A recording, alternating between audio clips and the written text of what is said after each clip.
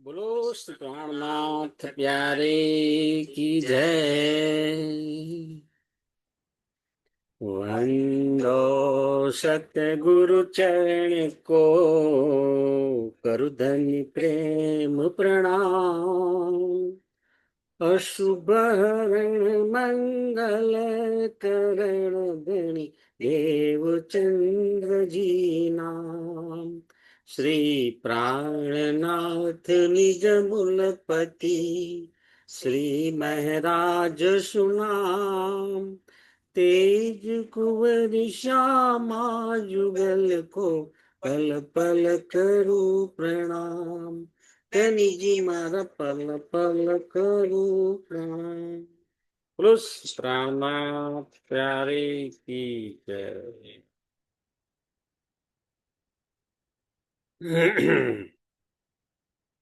चर्चा प्रारंभ होत है, सुनो साथ चित दई। भजो राज श्यामा श्री प्राणनाथ, सखी जीवनी हमारो श्री महामत कहे साथ जी। भया चर्चा का वखत,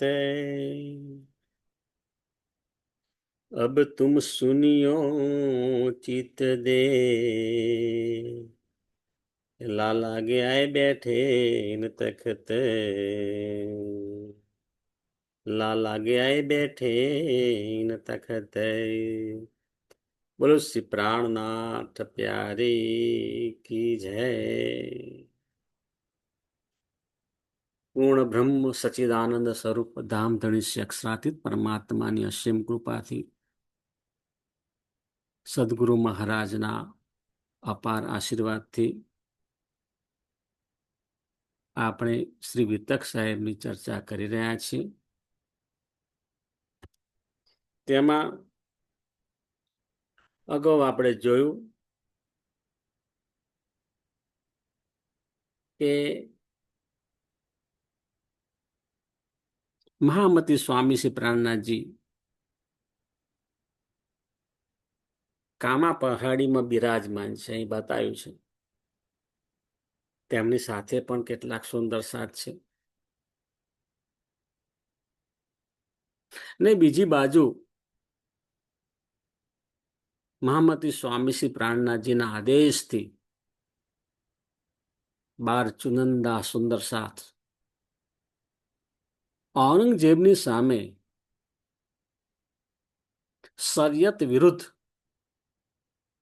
ક્યામતનો સંદેશો આપવા માટે પહોંચી ગયા છે.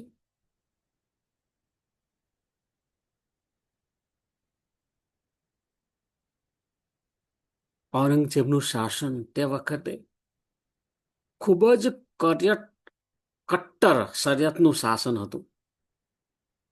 ત્યાંના દરબારીઓ, મુલ્લા, કાજી બધાની અંદર કૂટ કૂટ શરિયત ભરેલું હતું. એવી સ્થિતિની અંદર કે જ્યાં એક મિનિટ પણ કોઈ હિન્દુ ઊભી ના રહી શકે, એવા કટ્ટર સ્થાનની અંદર આ 12 સુંદર સાથ નિડરતાથી સ્વામી શ્રી પ્રાણનાથજીનો સંદેશો લઈને ગયા છે. ત્યાં સુંદર સાથને પ્રતાડિત પણ કરવામાં આવ્યા હતા. તેની જાણ મહામતી સ્વામી શ્રી પ્રાણનાથજીને થઈ. તેથી મહામતી સ્વામી શ્રી પ્રાણનાથજી એટલે કે શ્રીજીએ આ જે સુંદર સાથ છે એમાં એકતા જળવાઈ રહે, તેમનો હોંસલો બુલંદ રહે, તે માટે પોતાના હાથે જ પત્ર લખે છે, જેને આપણે પાતી કહીએ છીએ, છોટી પત્રી, બડી પત્રી. અને આ છોટી પત્રી, બડી પત્રી, એની અંદર સુંદર સાથને અનેક પ્રકારની શિખામણ આપે છે. શ્રીજી કહે છે કે હે સુંદર સાથજી, તમે એકવાર તમારા દિલને પ્રસન્નતાથી ભરી લો. આ નશ્વર જગતના દુઃખ દર્દને એક વખત ભૂલી જાઓ અને તમારા દિલમાં પ્રસન્નતા ભરી લો. કારણ કે આ શ્રીજીનો પત્ર આવ્યો છે અને ત્યારબાદ આ પત્ર વાંચો. જો સુંદર સાથ છે, એ દરેક જગ્યાએ આપણે બોધ લેવાનું છે. આધ્યાત્મિક જગતની અંદર પણ ઉડ્ડયન કરવાનું હોય ને, ત્યારે પણ દિલની અંદર ખૂબ જ જોશ હોય, પ્રસન્નતા હોય, અને એનાથી જે આધ્યાત્મિક ઉડ્ડયન કરીએ ને, એનું પરિણામ પણ આપણને સારું મળે. સંસારની અંદર ચારે બાજુથી દગો મળ્યો હોય, બધાએ ધક્કા મારીને બહાર કાઢ્યા હોય, અને એવી સ્થિતિમાં તમે મંદિર આગળ જઈને બેસો તો તમારું મન વારંવાર ભૂતકાળને યાદ કરશે. એ મન જે છે એ ધણીના ચરણોમાં સમર્પિત થતું નથી. હા, થાય ક્યારે? જ્ઞાન હોય તો. સાચું જ્ઞાન પણ જરૂરી છે. સાચું જ્ઞાન હશે ને તો સંસારના ગમે તેવા કાવા દવા હશે, એને તમે ક્ષણવારમાં ભૂલી અને સંપૂર્ણ રીતે શ્રીજીના ચરણોમાં સમર્પિત થઈ અને આધ્યાત્મિક આનંદ પ્રાપ્ત કરી શકશો. અહીં જે સુંદર સાથ છે, એમના આ સુંદર સાથમાં એકતા તો છે જ, પરંતુ સાથે સાથે સુંદર સાથનું મનોબળ ખૂબ જ દ્રઢ બને. તેમજ આ સુંદર સાથને સતત એવો અહેસાસ થાય કે અમારી પ્રત્યેક પળ ધનીજી, શ્રીજી અમારી સાથે જ છે, અમારીથી બિલકુલ અલગ નથી. અમારે બાર સુંદર સાથની અંદર આ ભાવ તો દ્રઢતાથી ભરેલો છે જ, પણ તેમ છતાં પણ શ્રીજી પત્ર લખે છે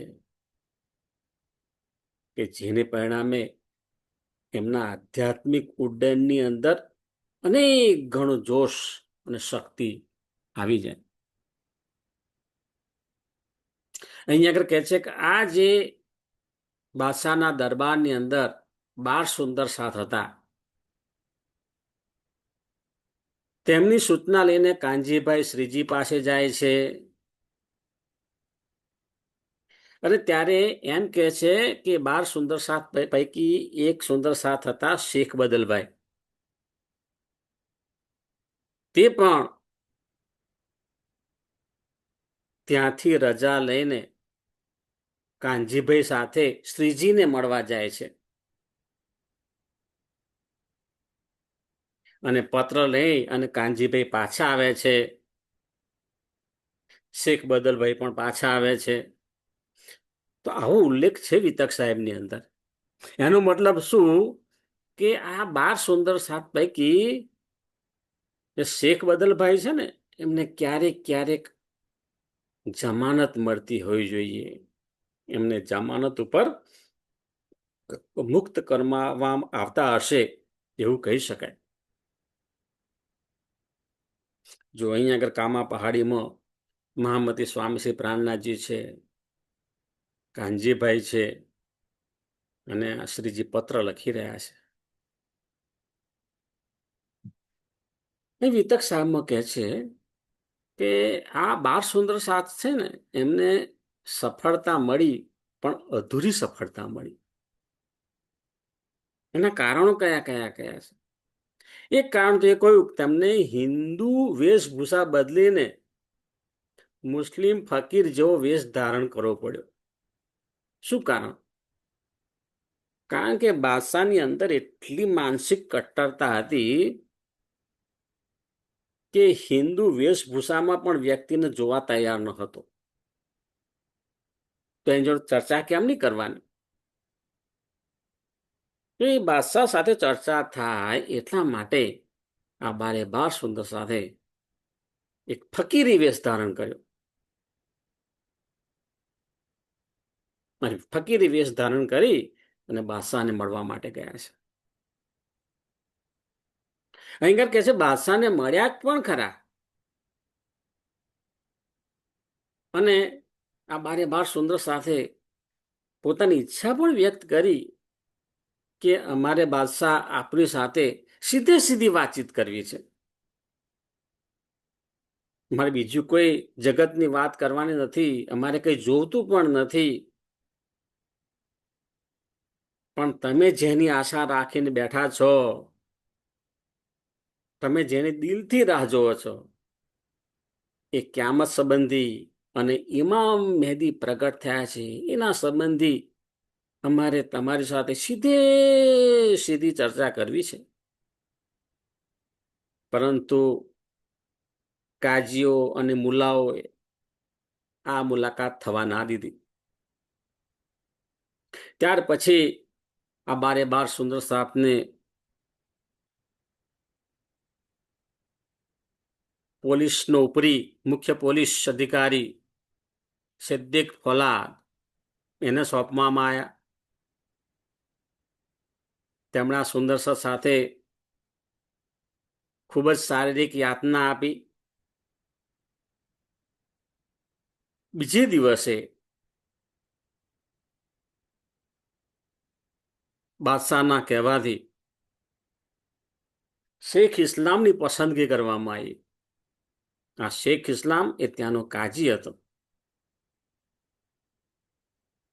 સંપૂર્ણ જવાબદારી શેખ ઇસ્લામને આપી. કાજી શેખ ઇસ્લામ. બાદશાહે તો પોતાના તરફથી સ્પષ્ટ કહ્યું કે આ બારે બાર સુંદર સાત શું કહેવા માંગે છે એ તમારે સમજવાનું છે અને ત્યાર પછી એ જે કઈ વાત છે ને એની અંદર કોઈ વસ્તુ વધારવાની નથી, ઘટાડવાના નથી, સીધે સીધું મને કહેવાનું છે. બાદશાહે તો વિશ્વાસ મૂક્યો શેખ ઇસ્લામ ઉપર અને આ શેખ ઇસ્લામે આપણા બાર સુંદર સાથે ચર્ચા કરી. આપણા જે બાર સુંદર સાથ છે એમની પર શારીરિક પ્રતાડના થઈ હતી, તેમ છતાં પણ એક લેશ માત્ર થકાવટ જોવા મળી નથી, ઉદાસીનતા જોવા મળી નથી. એમના ચહેરા ઉપર એવી ઉત્સાહ પ્રસન્નતા છે કે ના, અમને અવસર મળ્યો છે કે ઇમામ મહેદી પ્રગટ થયા છે એના બધા પુરાવા આપીશું. ક્યામતનો સમય આવ્યો છે એના બધા પુરાવા આપીશું. અને શેખ ઇસ્લામને બધી જ રીતે સમજાવે છે. અરે બહુ જ ચર્ચાને અંતે શેખ ઇસ્લામના બધા જેટલા આર્ગ્યુમેન્ટ હતા બધાનો જવાબ આપી દીધો પુરાવા સાથે. એમને બતાવ્યું કે ખરેખર અત્યારે ઇમામ મહેદી પ્રગટ થયા છે. અહીંયા આગળ ઇમામ મહેદી એટલે કોણ? મહામતી સ્વામી શ્રી પ્રાણનાથજીની અંદર જે પરમધામની શક્તિ આવીને બિરાજમાન થઈ એ જ ઇમામ મહેદી. હવે શેખ ઇસ્લામ પાસે બીજો કોઈ રસ્તો જ નહોતો. એટલે શેખ ઇસ્લામે કાનની બુટ્ટી પકડી અને તમારી વાત સત્ય છે એમ સ્વીકારી લીધું. પણ તેમ છતાં સુંદર શાહજી, આ કાજી શેખ ઇસ્લામે આપણા બાર સુંદર સાથે બાદશાહ સાથે પણ કહી શકાય દગો કર્યો છે, દગો. બાદશાહ એની પર વિશ્વાસ મૂક્યો તેમ છતાં પણ આ 12 સુંદર સાથે જે જ્ઞાન આપ્યું એ બાદશાહને પહોંચાડ્યું નથી. ને ઉપરથી આપણા 12 સુંદર સાથને શું કહે છે કે તમારી વાત સત્ય છે, હું માનું છું. તમારી ઉપર જે શારીરિક યાતના આપવામાં આવી એ બદલ મને ઘણું ઘણું ઘણું દુઃખ છે, પરંતુ મારી તમને વિનંતી છે કે આ વાત તમે અત્યારે જાહેર કરશો નહીં. સુંદર સાહેબજી, આપણા 12 સુંદર સાથ માટે એક આ બારી હતી. શેખ ઇસ્લામ, શેખ ઇસ્લામને બધી રીતે એમને જ્ઞાન આપ્યું, તેમ છતાં પણ એ શેખ ઇસ્લામની અંદર એનો જીવભાવ જેને કહી શકાય, એ જીવભાવે પાછું પોતાની સ્વાર્થ વૃત્તિનો વિચાર કર્યો કે જો બાદશાહ જાગી જશે અને એ આ ઇમામ મહેદીના ચરણોમાં સમર્પિત થઈ જશે તો અમારું શું થશે? આ મુગલ સામ્રાજ્યનું શું થશે? આવી ક્ષુદ્ર વિચારધારા, ક્ષુદ્ર કામનાઓ ને લઈને સુંદર સાહેબજી દગો કર્યો છે. દગો ખરેખર શેખ ઇસ્લામે આવો કશો વિચાર ના કરવો જોઈએ.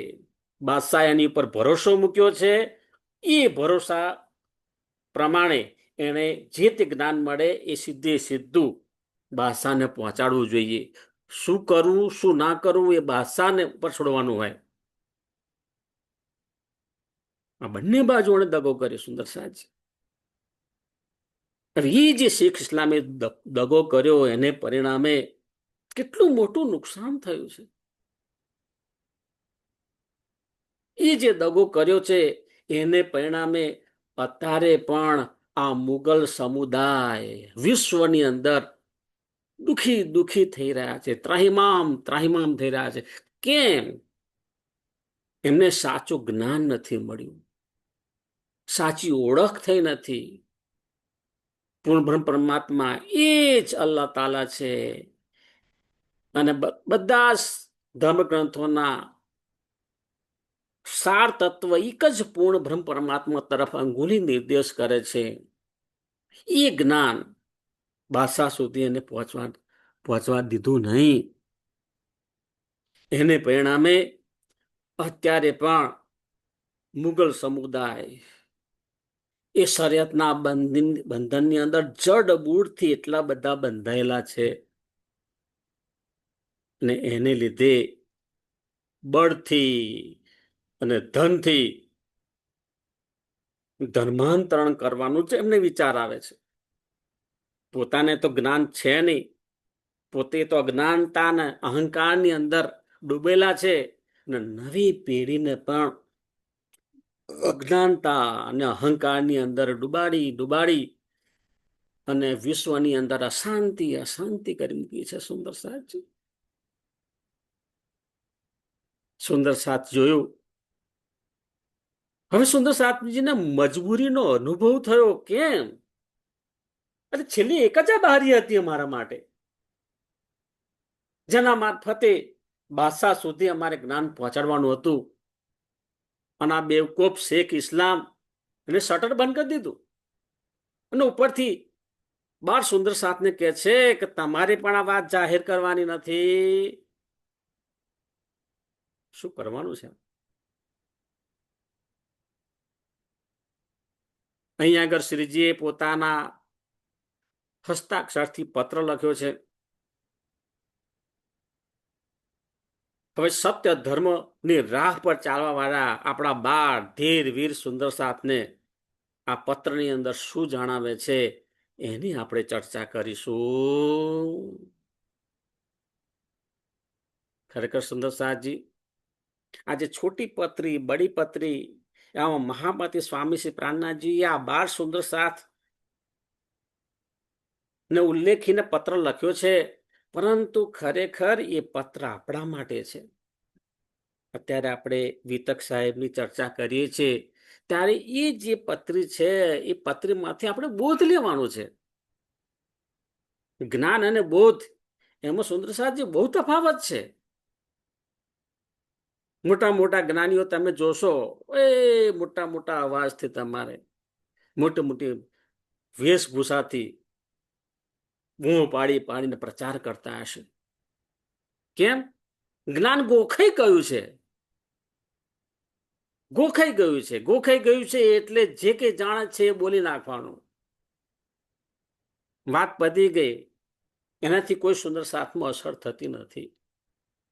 એ જે જ્ઞાન આપણને પ્રાપ્ત થયું છે એને ખરેખર આપણે આત્મસાત કર્યું છે. આત્મસાત કરવાનું છે.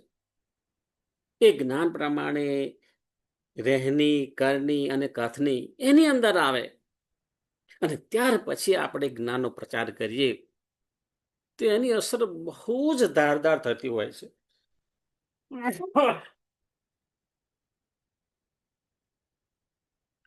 અહીં આગળ કહે છે, આ પત્ર શ્રીજીએ લખ્યો છે. પત્ર વિશે અહીં આગળ શ્રીજી કેટલો બધો પ્રેમ કરે છે સુંદર સાથને. શ્રીજી એટલે મહામતી સ્વામી છે પ્રાણનાથજી.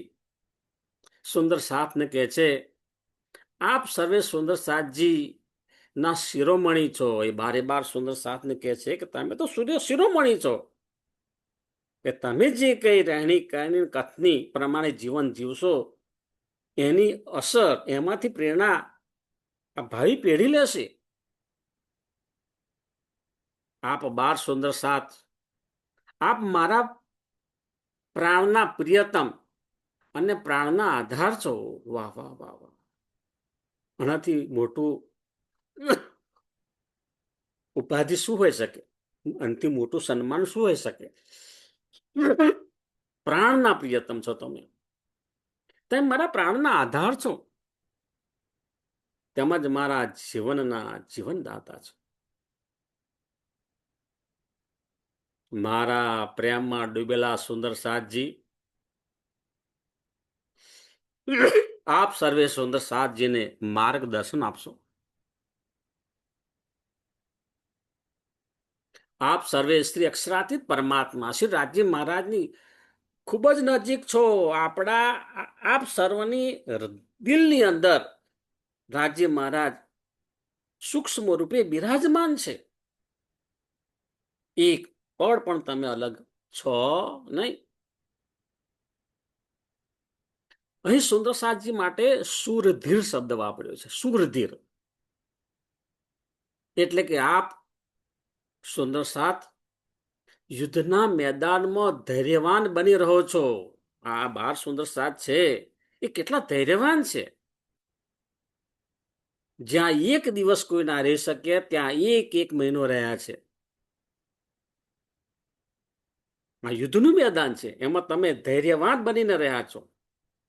એટલે કે ગમે તે સંકટમાં પણ તમે સહેજ પણ ગભરાતા નથી. ક્યાંથી ગભરાય? એમના પ્રત્યેકના દિલની અંદર ધનીજી સાક્ષાત બિરાજમાન છે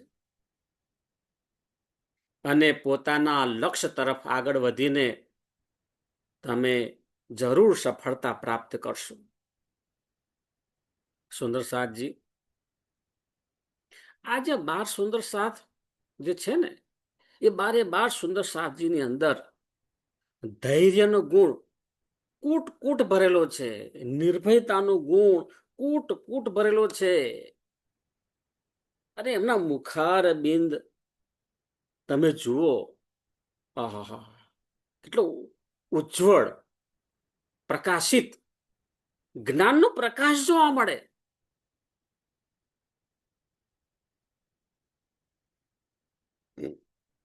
એમના દર્શન માત્રથી આ જે મૌલવી, મુલ્લાઓ, દરબારીઓ એ બધા થર થર કાંપતા.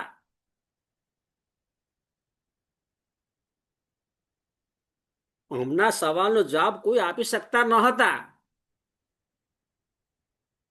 પરંતુ પોતાની સ્વાર્થ વૃત્તિને લીધે, શરિયતના બંધનને લીધે આ 12 સુંદર સાથ, 'નું જ્ઞાન પ્રકાશિત થવા દીધું નહીં. સુંદર સાથજી અહીંયા આગળ એક એવું સરસ ઉદાહરણ આપ્યું છે કે આ જે બારે બાર સુંદર સાથ માંથી આપણે પ્રેરણા લેવાની છે.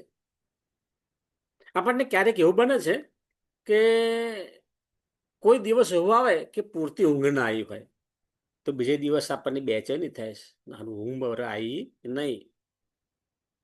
ક્યારેક એવું બને કે પૂરતું ભોજન મળ્યું ના હોય, કોઈ કારણોસર જમવાનું રહી ગયું, તો આપણને એમ થાય કે ભાઈ બહુ જ ભૂખ લાગી છે, ક્યાંક જમવાનું મળી જાય તો સારું.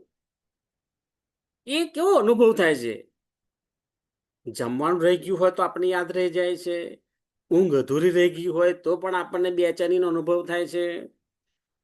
તો એવું જીવનની અંદર આપણે નિત્યક્રમ રાખ્યો હોય કે નિત્ય મંદિરે દર્શન કરવા જતા હોય તો દર્શન કરવાનું રહી જાય તો આપણને બેચેની થવી જોઈએ. આપણા ઘરે નિજ મંદિર હોય એ નિજ મંદિરની અંદર પણ નિત્ય પાઠ પૂજા આપણે કરતા હોઈએ, એ જો રહી જાય તો પણ આપણને બેચેની થવી જોઈએ. અને દિવસની અંદર એક વખત 5 થી 10 મિનિટ કે 15 મિનિટ આપણે ચિંતવન કરતા હોઈએ, તો જો ચિંતવન કરવાનું રહી જાય તો પણ આપણને વેદના થવી જોઈએ કે મારું આ ચિંતવનનું કામ રહી ગયું. ચિંતવન એટલે શું કે આત્મા અને પરમાત્માનો મેળાપ છે. સુંદર સાહેબજી, આપણા ધણીજી સાથે આપણે પ્રેમ ભરી વાતચીત કરીએ છીએ, એમને નિહાળીએ છીએ, એમની સાથેનો મેળાપ, એને ચિંતવન કહીએ છીએ. સુંદર સાહેબજી, આપણને દિવસ દરમિયાન માયાના ઘણા બધા આપણે કામ કરતા હોઈએ છીએ. તેમ છતાં પણ જ્યારે જ્યારે સમય મળે ને ત્યારે ત્યારે ધનીજીના પ્રેમ માટે, આપણે ધનીજીનો પ્રેમ જોઈએ છે ને, તો ધનીજીના પ્રેમ માટે સમય કાઢવો પડે અને સમય કાઢીને આપણે આત્મચિંતન કરવાનું છે. વેદોનું સાર તત્વ શું? આત્મચિંતન. તાતમ વાણીનો સાર તત્વ શું? આત્મચિંતન. આપણી પાસે સત્ય શું? આત્મતત્વ એ સત્ય છે, ચેતન તત્વ એ સત્ય છે, બીજું બધું મિથ્યા છે. તો જે સત્ય છે, નિત્ય છે, એનું તો ચિંતન કરવું જ જોઈએ. સુંદર સાહજી પરમધામની અંદર કહે છે કે એક રૂહ બીજી રૂહ સાથે ખૂબ જ પ્રેમથી વ્યવહાર કરે. બાકી એક જ તત્વ છે ને, પરમધામની વાત જ આખી જુદી છે. આખું પરમધામ પરમાત્મા તત્વનું છે, રાજ્યનું સ્વરૂપ જ છે. રાજી, શ્યામાજી, બ્રહ્માંગનાઓ, ખુશખુશાલીઓ, બરાબર, પશુ પક્ષી, બાગ બગીચા, એ બધું એક પરમાત્મા તત્વનું વર્ણન છે. તો સ્વાભાવિક છે કે એક રૂહ અન્ય રૂહને કેટલું બધું પ્રેમ કરતી હોય, કારણ કે એ અદ્વૈત છે ને, સ્વલીલા અદ્વૈત. એ વાત જ આખી અદ્વૈત. આપણે આ દ્વૈત જગતની અંદર છે. દ્વૈત જગત એટલે માયા, અને માયાની અંદર સુખ દુઃખ, અમીર ગરીબ, ઊંચ નીચ, ઠંડી ગરમી, આ બે ભાગ તો છે જ. તો દ્વૈત જગતની અંદર આપણને આ માયાનું શરીર મળ્યું છે 5 તત્વનું, તો સ્વાભાવિક છે કે મન પણ એનું છે, બુદ્ધિ પણ એની છે, બરાબર. એનું જગત બે આંખોથી જોઈએ છે, તો એની અંદર એ માયાના પ્રભાવને લીધે સુંદર સાથની અંદર પણ આપણે ક્યારેક ભેદભાવની દ્રષ્ટિથી જોતા હોઈએ કે ભાઈ આ સુંદર સાથ આ વિભાગના, આ સુંદર સાથ આ વિભાગના હોય. સામાન્ય રીતે ચર્ચા હોય, પણ જ્યારે આત્મતત્વની વાત કરીએ ને તે વખતે આપણે દરેક સુંદર સાથની અંદર શ્રીજીના દર્શન થવા જોઈએ. તો અહીં એ સમજાવે છે, સંસારમાં આવીને આપણે બદલાઈ ગયા છે. હા, બદલાઈ ગયા, પણ આ જે તારતમ જ્ઞાન છે એ જ્ઞાનથી આપણને બોધ મળે, અને બોધ મળે એટલે આપણી દ્રષ્ટિ બદલાય, અને દ્રષ્ટિ બદલાય એ જ આપણો ચરમ હેતુ છે ને. તારતક જ્ઞાન જે છે એનું હેતુ શું? કે રૂપાંતરણ થવું, આપણામાં રૂપાંતરણ થાય, એના માટે છે તારતમ જ્ઞાન. સંસારના લોકોની રહેણી અને કરણી જુદી હોય, બરાબર? એટલે કે મનમાં વિચારતા હોય જુદું, બોલતા હોય જુદું, અને ખરેખર કંઈક જુદું જ કરતા હોય, બરાબર? એમની કથની કરણી રહેણીની અંદર ક્યારેય એક સૂત્રતા હોય નહીં, અને એમનાથી બહુ સાવધાન રહેવું સુંદર સાહેબજી. અને પાછા એ પોતાની જાતને બહુ મહાન સમજતા હોય, પણ તમે જીરો થઈ ગયા છો, કર્મના બંધનના પોટલો તમે બાંધ્યા છો, અને કર્મના બંધનના પોટલો એટલા બધા બાંધ્યા છે ને, તો કેટલા જન્મો લેવા પડશે એ કઈ નક્કી નથી. હજુ સમય છે આ કર્મના બંધનમાંથી મુક્ત થઈએ, આપણી અંદર રૂપાંતરણ લાવીએ, જાગ્યા ત્યાંથી સવાર, એ વાતને આપણે અનુસરીએ. આપણા વિતક સાહેબની અંદર તમે જુઓ, જયરામભાઈ કંસારા, મહામતી સ્વામી શ્રી પ્રાણનાથજી એ દીવ ગયા, અને દીવથી જ એમણે આ પોતાની જાગણીની શરૂઆત કરી, અને જયરામભાઈ કંસારાને બહુ જ કઠણ શબ્દોની અંદર એમને કહ્યું, કારણ કે એ જ્યારે ગયા શ્રીજી, તે વખતે બાહ્ય રૂપથી ઓળખે કે આ ધનશ્રી દેવચંદ્રજી મારા ગુરુ અને એમના શિષ્ય આ મહારાજ, અને એ અમારે તો આયા છે. એટલે પાછું પૂછે છે, બોલો કેમ આવવાનું થયું? એટલે આવા જ આપ પૂછવાનું, તમને જગાડવા માટે આવ્યો છું આટલે દૂરથી, એ બેસવા માટે નહીં આવ્યો. મારે તમારી ખુરશીમાં ખાટલામાં બેસવાનું નથી, હું તમને જગાડવા માટે આવ્યો છું. એટલે હું જે જ્ઞાનની વાતો કરું એ તમારે સાંભળવાની છે. અને એ જે શબ્દો કયા, અને એમાં ધીમે ધીમે ધીમે ધીમે જયરામભાઈ કંસારામાં રૂપાંતરણ થઈ ગયું, જાગી ગયા. આપણે ક્યારે જાગીશું? માવજીભાઈનું પણ ઉદાહરણ આવે છે. માવજીભાઈ યુધિષ્ઠિર ગયા હતા, રાજ્યની જે શક્તિ હતી એ શક્તિ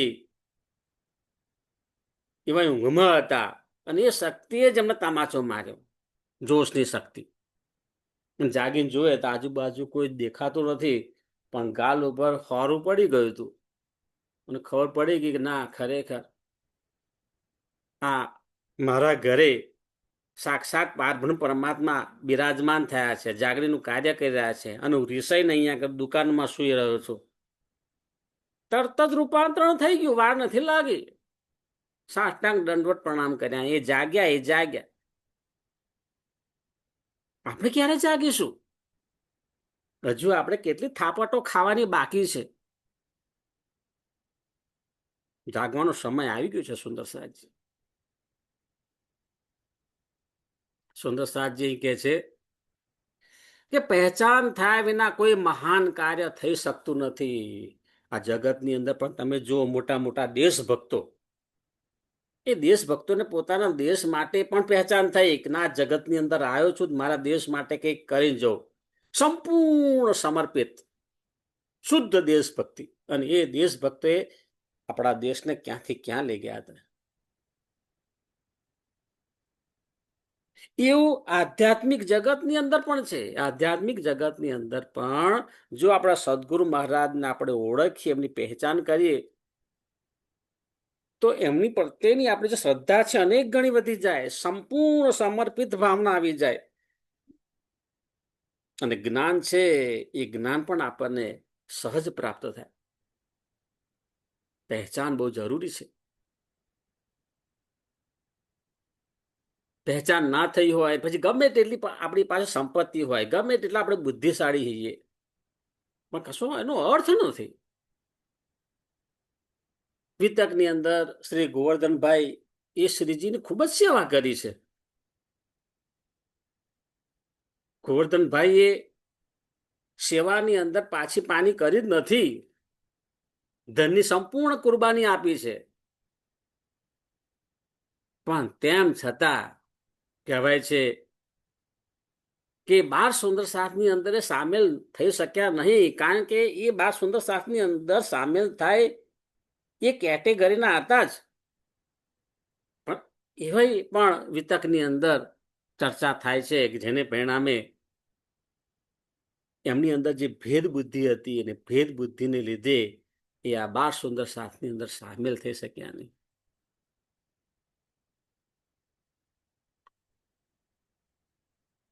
આજે આપણા 12 સુંદર સાત, આ 12 સુંદર સાતનો અનુપમ ત્યાગ જોઈને આપણે અત્યારે આપણું પણ મસ્તક ગર્વથી ઊંચું રહે છે કે ભાઈ અમારા 12 સુંદર સાત આ બાદશાહ ને જાગૃત કરવા માટે ગયા હતા. ગમે તેટલી એમની કટ્ટર શરીયતી શાસન હતું, તેમ છતાં આપણે સહેજ પણ ડગ્યા નથી,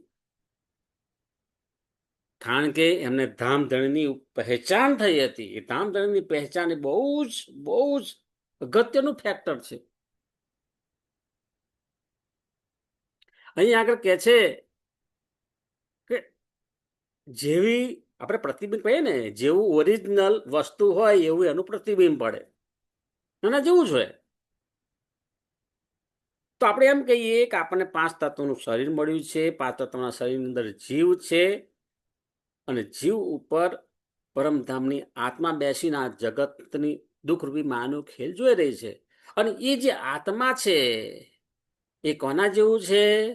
પરમધામમાં બેઠેલી પર આત્મ જેવું. એટલે પર આત્મનું પ્રતિબિંબ શું? આત્મા. તો પછી આત્માને પરમ આત્મા, બરાબર? એ જે પરમધામની પર આત્મા અને એની આત્મા, એમાં કોઈ ફેર હોઈ શકે નહીં. હા, એનું ધ્યાન ધરીએ આપણે, ધ્યાન ધરીએ એટલે એ જે શક્તિ છે આપણી અંદર આવે ને આવે જ. એની સામે સંસારી લોકો હોય, એ સંસારી લોકો સંસારના બંધોની અંદર બરોબર જકડાયેલા જોવા મળે આપણને. જ્યારે જે સાચા સુંદર સાથ, આજે 12 સુંદર સાથની વાત કરીએ આપણે તો આ 12 સુંદર સાથની સમકક્ષમાં આવી શકીએ એમ નથી. આપણામાં ઘણું બધું રૂપાંતરણ કરવાની જરૂર છે. આપણા 12 સુંદર સાથ આપણા હીરો છે.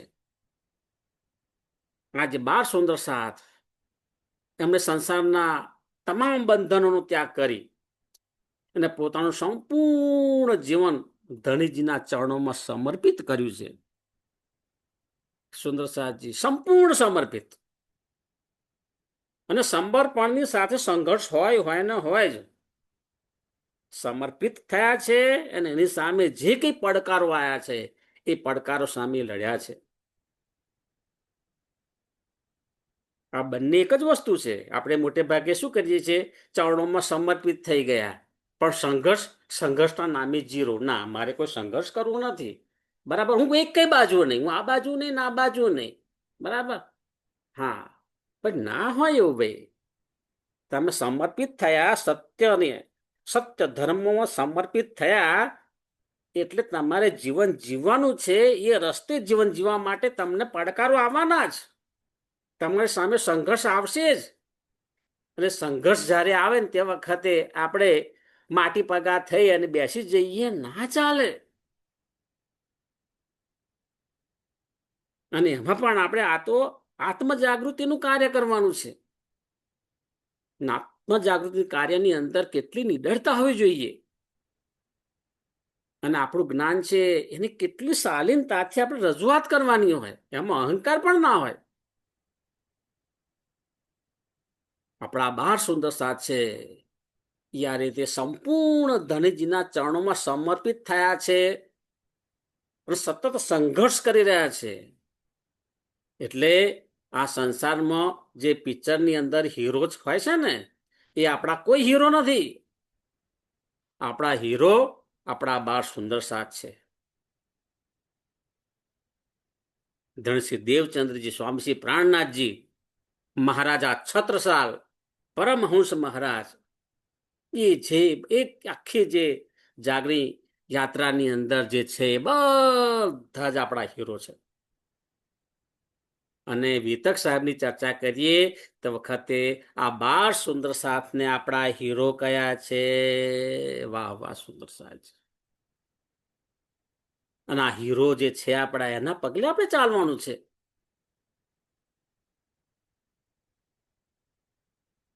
સુંદર સાહેબજી વ્રજ લીલાની અંદર આવે છે કે શ્રી કૃષ્ણજીએ ગોવર્ધન પર્વતને પોતાની એક ટચલી આંગળીના ટેરવાથી આખો અદ્ધર કરી દીધો હતો.